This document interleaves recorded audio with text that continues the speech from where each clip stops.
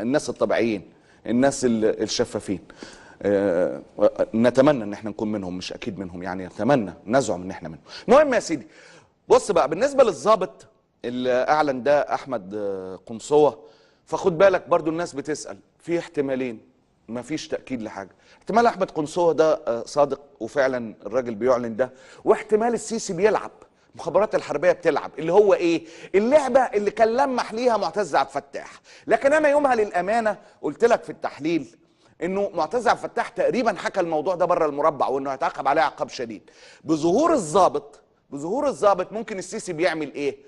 ممكن، خلي بالك دي تكهنات وتحليلات، مفيش حد، انا قلت لك لا يوجد محلل في العالم يستطيع ان يضمن هذه المنطقه اللي مرهونه على جناح بعوضه 3 ايام قدام.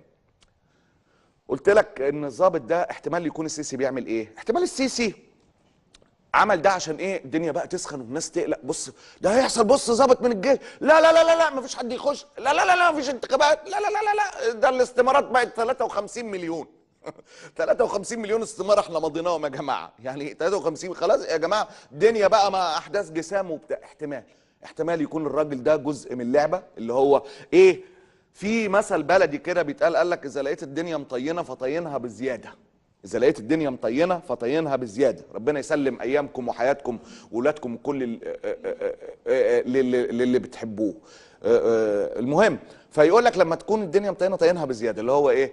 شفيق بتاع دوا نزل، تمام، ده احتمال حنان بيفكر، تمام، يقول لك يعني السيسي فبتاع ده انا مش هلاعبه، لا ده احنا نطينها بقى، تعالى وري له الطين بقى هتبقى عامله ازاي عشان الناس ايه؟ تترعب، اللي هو سياسه الصدمه والرعب. احمد قنصوه ليه فيديو تاني كمان الفيديوهات كترت قوي يا جماعه حقيقه والقصه اتغيرت خالص يا برايس القصه اتغيرت خالص يا برايس. من ضمن المشاهد دي برضو، دي كانت نقطه رئيسيه. هتقول لي ايه العنوان في مصر الفتره الجايه؟ هتلاقي الدنيا متشقلبه، يعني متشقلبه، فهتلاقي الاعلام المصري بيلعن في ام شفيق، والاعلام المصري بس مش اللي هو هناك ما بيلعنش في ام شفيق. هتلاقي، بص حضرتك هتشوف اكروبات اكروبات اكروبات اكروبات. المشكله ان الاكروبات بتستمتع وتضحك وتسقف.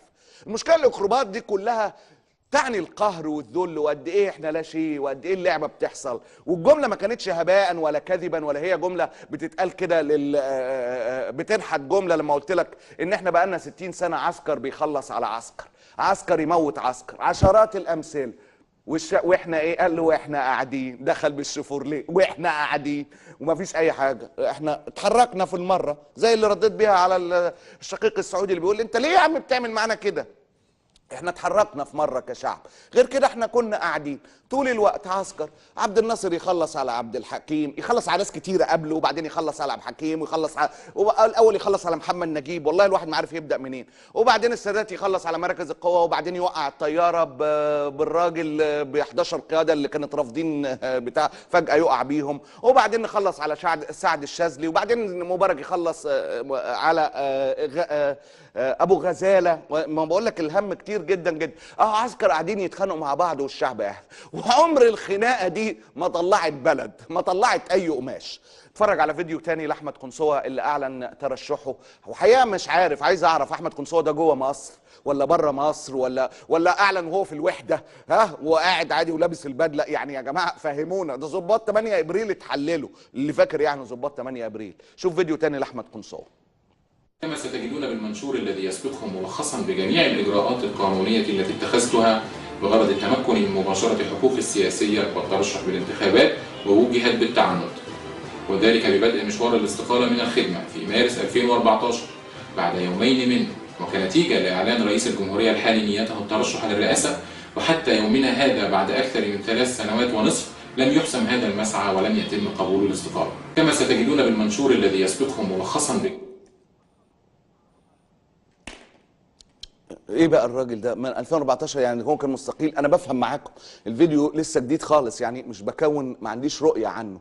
الفيديو ده احنا بذاكر مع زمايلي. الراجل ده بيقول من 2014 بيعمل الاجراءات. اجراءات ايه؟ وكان فين من 2014 و2017 لما بدأ الاجراءات في 2014؟ وبدأ الاجراءات والقوات المسلحة سايباه قاعد في القوات المسلحة مثلا ده قبض على اكتر من 500 واحد انقلاب، هو اعلن عنهم مرة في الثانية، ده غير اللي ما اعلنش عنه. اللي هو منين من 2014 يا جماعه؟ عايز الحقيقه دي افهمها، انا بحاول افهمها مع حضراتكم على الهوا. خلينا نشوف بس كمان التغريدات اللي